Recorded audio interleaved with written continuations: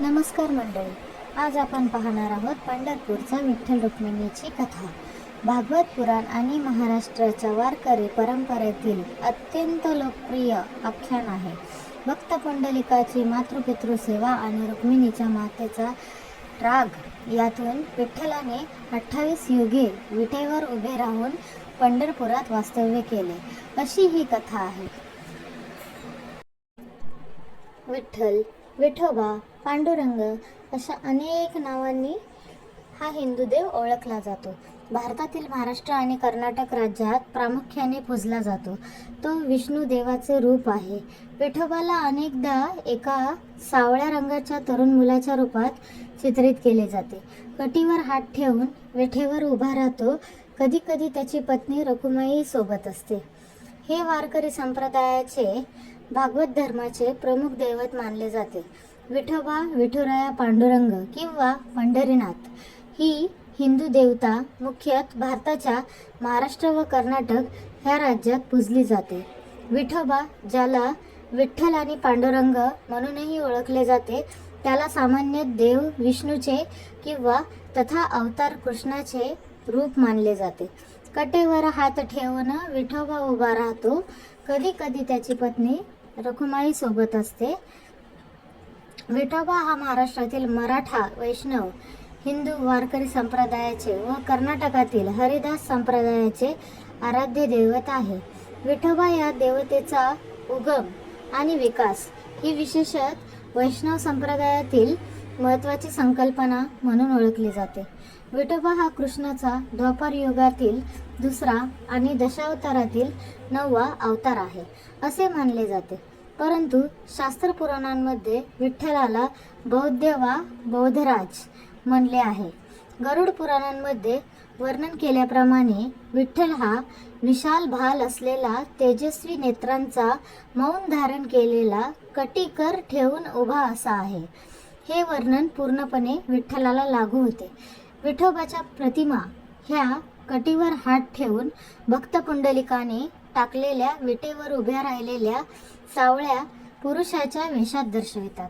त्याच्या संगे काही वेळा पत्नी रखुमिनी उर्फ रखुमाई असते. विठोबा गेली 28 युगांपासून विटेवर उभा आहे अशी मान्यता आहे. पुंडलिकाने वीट फेकल्याने आजही वारकरी त्याचा उल्लेख पुंडलिक वरदा हरी विठ्ठल श्री ज्ञानदेव तुकाराम पंढरीनाथ महाराज की जय असा करतात. याचे प्रमुख मंदिर महाराष्ट्रातील सोलापूर जिल्ह्यातील पंढरपूर येथे आहे. जरी हे मंदिर कधी बांधले गेले हे निश्चित माहीत नसले तरी ते 13व्या शतकापासून उभे आहे. याचे पुरावे आढळतात. पंढरपूरमध्ये वर्षातून 4 यात्रा भरतात. त्यातील आषाढी एकादशीला भरणाऱ्या यात्रेत लाखो भाविक सहभागी होतात. आलेल्या भाविक भीमा नदीमध्ये स्नान करतात. या नदीला येथे चंद्रभागा म्हणतात. विठोबा हे संपूर्ण महाराष्ट्राचे हिंदू आराध्य दैवत होय. संत नामदेव, संत तुकाराम, संत ज्ञानेश्वर आणि संत एकनाथ इत्यादी विठोबांचे थोर भक्त 13व्या ते 17व्या शतकात होऊन गेले. वारकरी संतांनी विठोबाच्या स्तुतीत अनेक मराठी अभंगांची रचना केली. कन्नड कवींनी कानडी श्लोक व आदी शंकराचार्यांनी पांडुरंगाष्टक स्तोत्र रचले आहे. विठोबाचे प्रमुख सण शयनी एकादशी व प्रबोधिनी एकादशी आहे. पंढरीच्या सावळ्या परिब्रह्माची विविध काळात विविध नावांनी उपासना केली आहे. पंढरीनाथ, पांडुरंग, पंढरीराया, विठाई, विठोबा, विठुमाऊली, विठ्ठल, गुरुराव, पांडुरंग, हरी इत्यादी नावे भक्तांनी दिलेली आढळतात. आजवर सर्व परिचित व प्रचलित नाव म्हणजे पांडुरंग आणि श्री विठ्ठल. विठ्ठल शब्दाची उत्पत्ती कशी झाली याचा अनेक इतिहासकारांनी व संशोधकांनी अभ्यास केला आहे. बरेच लोक विठ्ठल हा शब्द विष्णू या शब्दांचा अपभ्रंश आहे असे म्हणतात. कानडी शिलालेखातही जे विठ्ठलरस विठ्ठ असे शब्द आले आहेत ते विष्णू शब्दाची प्राप्ती सांगणारेच आहेत असे मानले जाते. संत तुकोबारायांनी विठोबा शब्दाची उत्पत्ती आपल्या एका अभंगात अत्यंत सोप्या भाषेत केली आहे. तो असा की वी म्हणजे ज्ञान, ठोबा म्हणजे आकार, ज्ञानाचा आकार किंवा ज्ञानाची मूर्ती म्हणजे विठोबा, किंवा वी म्हणजे गरुड, ठोबा म्हणजे आसन. अर्थात गरुड ज्याचे आसन आहे तो विष्णू, तोच कटीवर कर ठेवून विठेवरी उभा आहे. श्रीकृष्ण, श्री विष्णू आणि श्री विठोबा हे एकच आहेत. श्रीकृष्णाचा अवतार जन्म द्वापार युगात बुधवार दिनांक 13 जून इसवी सन 3228 श्रावण वद्य अष्टमी श्रीमुख नाम संवत्सर ला पहाटे झाला. विठोबा म्हणजे श्रीकृष्ण म्हणून बुधवार हा विठ्ठलाचा वार मानला जातो. आजही वारकरी लोक बुधवारी पंढरपुरातून जात नाहीत. विकारो विधाताय, ठकारो नीलकंठ, लकारो लक्ष्मीकांत, विठ्ठलाभिधिनये.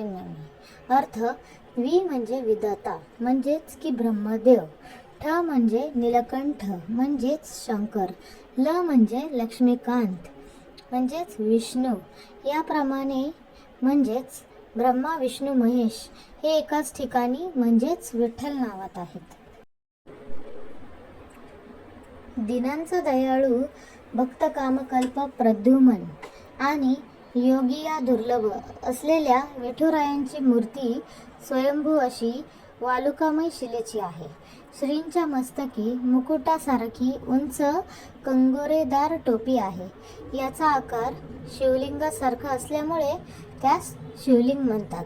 श्रींचे मुख उभट आहे, गाल फुगीर आहेत, दृष्टी समचरण आहे, कानी मकरकुंडले आहेत, गळ्यात कौस्तुभमणी माळ आहे, पाठीवर शिंके असून हृदयस्थानी श्रीवत्सलांचन आहे. दोन्ही दंडावर अंगद असून मनगटावर मणिबंध आहेत. नितंब कराभ्याम द्रोत येन तस्मात असे आदिशंकराचार्यांनी श्री विठ्ठला मूर्तीचे पांडुरंगाष्टक लिहून ठेवले आहे व मार्मिक वर्णन केलेले आहे. श्री विठ्ठलाने हात कटीवर ठेवलेले आहेत. उजव्या हातात कमळाचा देठ असून हात उताना अंगठा खाली येईल असा टेकविला आहे, तर डाव्या हातात शंख आहे. श्रींचे कमरेला तिहेरी मेखला आहे. छातीवर उजवीकडे भृग ऋषींनी पादस्पर्श केलेल्या खुणा आहे. ब्रह्मदेव निघालेली नाभी आहे. कमरेला वस्त्र आहे. वस्त्राचा सोगा पावलापर्यंत आहे. डाव्या पायावर मुक्तकेशी नावाची दासीने बोट लावल्याची खूण आहे. अशी दगडी विठेवर उभी असलेली मूर्ती आहे. श्रींचे चरणस्पर्श दर्शन अथवा चरणी मस्तक ठेवून दर्शन घेऊन समाधान प्राप्त करण्याचे भाग्य केवळ इथेच आहे. द्वापार युगात मुचकुंद नावाचा एक पराक्रमी राजा होऊन गेला. दैव दैत्यांच्या युद्धात देवांनी त्याचे सहाय्य मागितले. मुचकुंद राजाने अतिशय पराक्रम गाजवून देवांना विजय मिळवून दिला. देवांनी प्रसन्न होऊन वर मागण्यास सांगितले. तेव्हा मुचकुंद म्हणाला, अत्यंत श्रमामुळे मी थकलो, मला एकांती गाढ निद्रा हवी. जो कोणी माझी निद्राभंग करील तो माझ्या दृष्टिक्षेपाने भस्म होऊन जावो. देवांनी तथास्तु म्हणाले. राजा एका गुहेत निद्राधीन झाला. पुढे कृष्ण अवतारात जरासंधांकडून कालयवन नावाचा अत्यंत बलाढ्य असा राक्षस कृष्णाकडे युद्धासाठी आला. हा राक्षस शस्त्र किंवा अस्त्राने मरणार नसल्याने भगवान श्रीकृष्णांनी युक्तीने त्या दैत्यास ज्या गुहेत मुचकुंद राजा निद्राधीन झाला होता त्या गुहेत नेले. झोपलेल्या मुचकुंदावर आपल्या अंगावरचा शेला टाकला व स्वतः श्रीकृष्ण अंधारात लपले. भगवान श्रीकृष्णाचा शेला पाहून कालयवनास वाटले की कृष्ण झोपला आहे, म्हणून त्याने निद्रिस्त राजावर लत्ता प्रहार केले. मुचकुंद राजाची निद्रा भंग झाली. क्रोधित नजरेने कालयवनाकडे पाहताच तो दैत्य कापराप्रमाणे जळून भस्म झाला. नंतर श्रीकृष्णाने राजाला दर्शन दिले. भगवान श्रीकृष्णांनी सर्व प्रसंग राजाला सांगितला. तेव्हा मुचकुंद राजाने आता दृष्टीपुढे ऐचेसी तूर आहे अशी प्रार्थना केली. भगवान श्रीकृष्णाने पुढील जन्मी तुझी इच्छा पूर्ण करील असे अभिवचन दिले. हा मुचकुंद राजा कलियुगात भक्त पुंडलिकाच्या रूपाने जन्माला आला. दिंडी वनात पंढरपूर क्षेत्राजवळ चंद्रभागेतीरी लोहदंड तीर्थाजवळ वास्तव्य करून राहिला. श्रीकृष्णास असलेल्या मुख्य 8 भार्यांपैकी राधिका देवीस जवळ बसवून घेतल्याचे श्री रुक्मिणी देवीने पाहिले असता सवती मत्सरापोटी श्री रुक्मिणी रागाने निघून येऊन दिंडीर वनात तपश्चर्या करीत बसली. त्यावेळी रुक्मिणीचे शोधार्थ भगवान श्री क्षेत्र पंढरपुरात आले असता रुक्मिणीचा शोध घेतला. दिंडीर वनात तपश्चर्या करीत असल्याचे दिसले, म्हणून तपश्चर्या भंग करू नये व मुचकुंद राजास पूर्वजन्मी दिलेल्या वरानुसार रुक्मिणीच्या शोधाचे निमित्त साधून तीर्थक्षेत्री पुंडलिकासाठी आले. पुंडलिक पूर्वाश्रमी मातापित्यांचा द्रोह करीत असे. पत्नीच्या हट्टासाठी तो तिच्याबरोबर काशी यात्रेस निघाला. जाताना कुकुटमुनीच्या आश्रमात राहिला. कुकुटमुनी परम मातृपितृभक्त होते. माता पित्यांची निस्सीम सेवा केल्यामुळे त्यांना अलौकिक सामर्थ्य प्राप्त झाले होते. पापी दुराचारी अधमांनी स्नान केल्यामुळे दूषित मलिन झालेल्या गंगा, यमुना, सरस्वती या नद्या मालिन्यनाशासाठी व शुद्धतेसाठी आश्रमात रोज सेवा करीत. त्यामुळे त्यांना पावित्र्य व शुद्धता प्राप्त होई. हा प्रसंग पुंडलिकाने अनुभवला.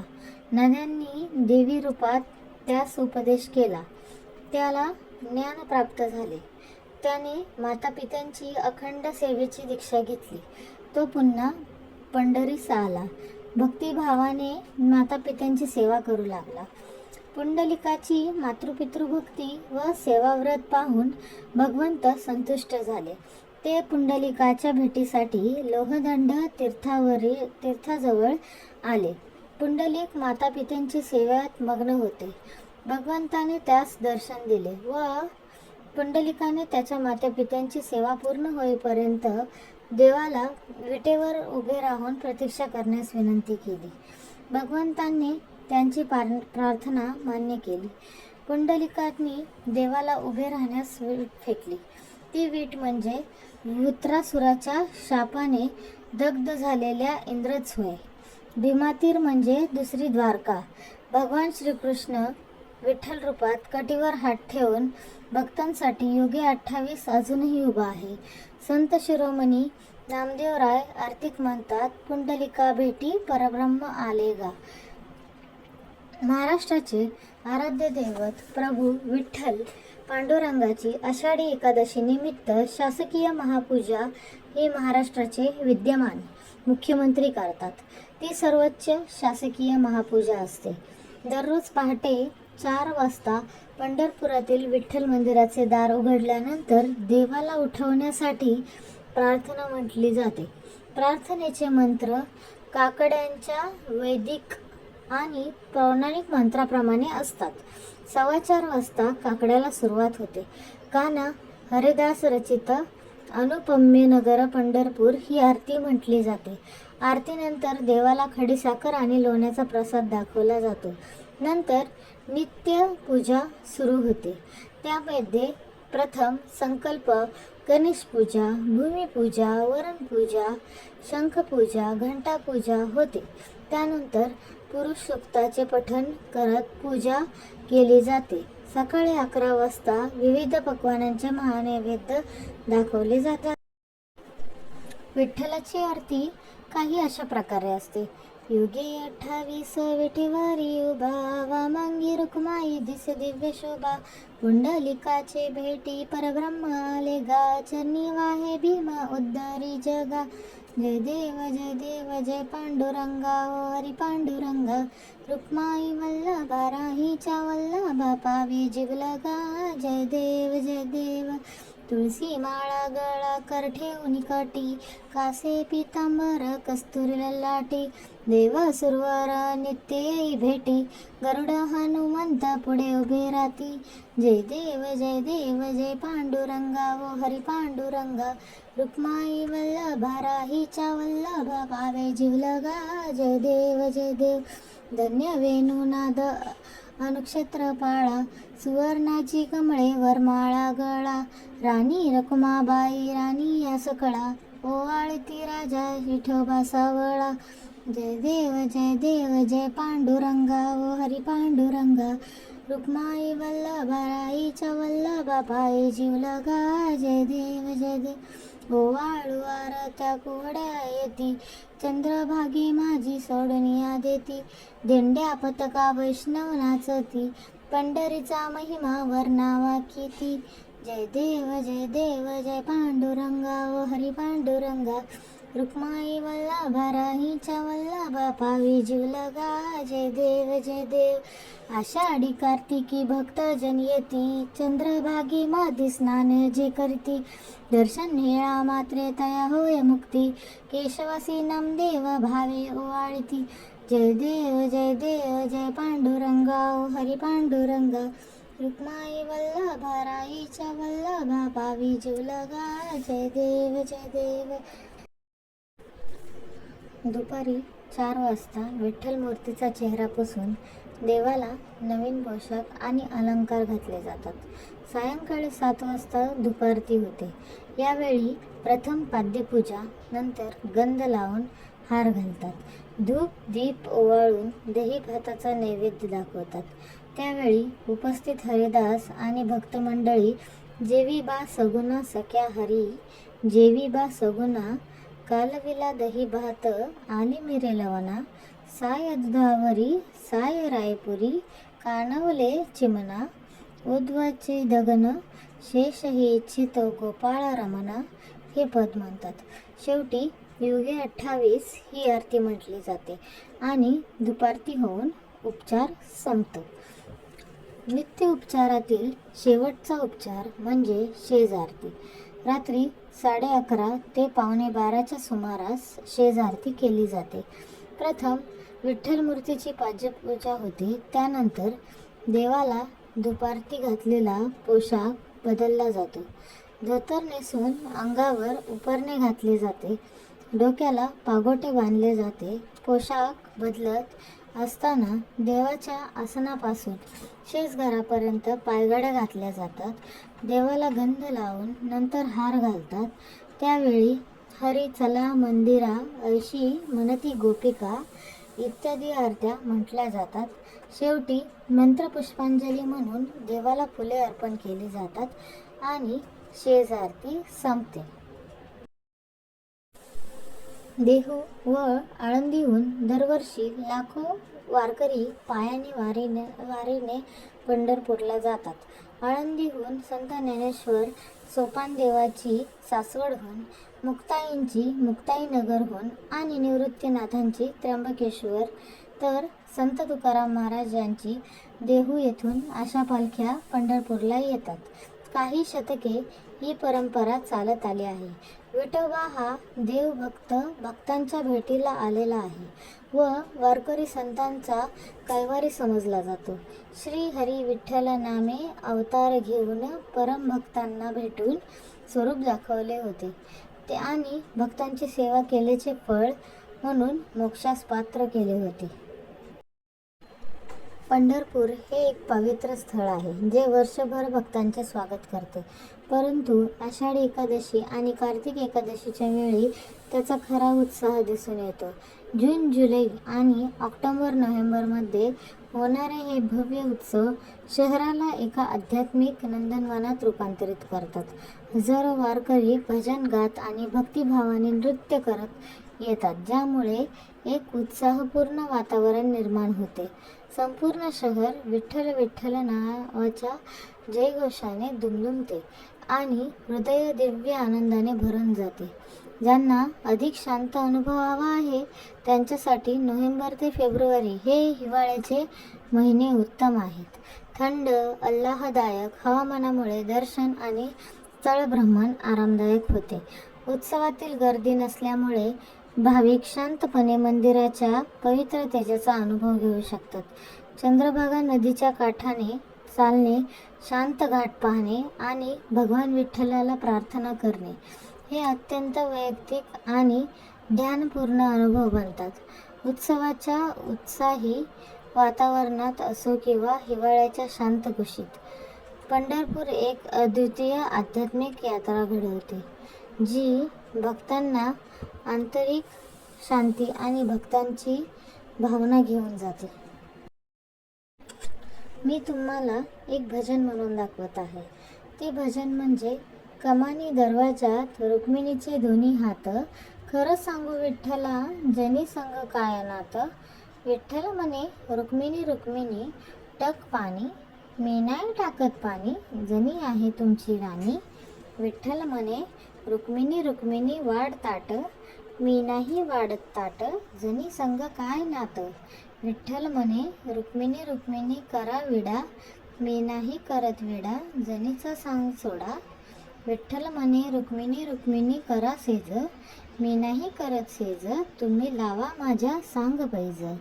विठ्ठल म्हणे रुक्मिणी रुक्मिणी टक पाणी, मी नाही टाकत पाणी जनी आहे तुमची राणी. विठ्ठल म्हणे रुक्मिणी नको लावू जनीवर पाप, नको लावू जनीवर पाप, आपण जनीचे माय बाप. मग मंडळी, कसं वाटलं तुम्हाला विठ्ठल रुक्मिणींचं भांडण? मला तर खूप मजा आली हे भांडण बनत असताना.